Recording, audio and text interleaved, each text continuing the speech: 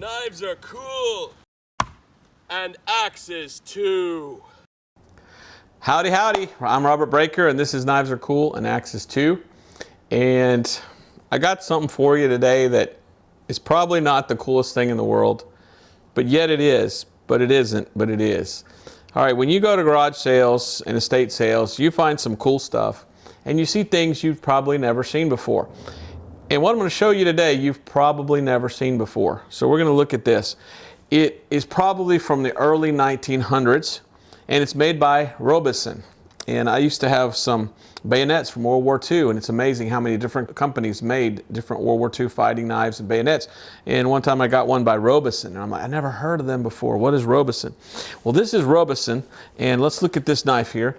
And Robeson made this. This is called the Red Pig knife. It is literally an antique, and they don't make things like they used to. In the old days, they would make stuff, and look at that. Can you see on there the pig in brass? So you've got two big brass pins and a pig in the middle.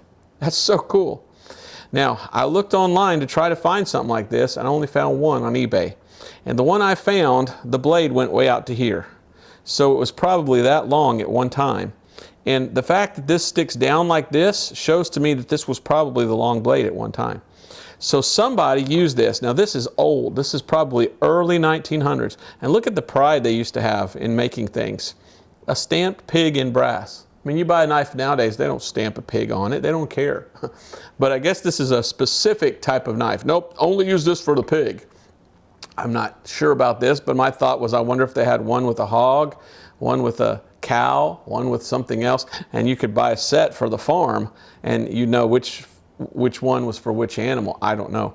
But at one time, this would have been a longer butcher knife, and they must have used it so much that they kept, maybe it broke, I don't know, or they just kept using it until all that's left was that.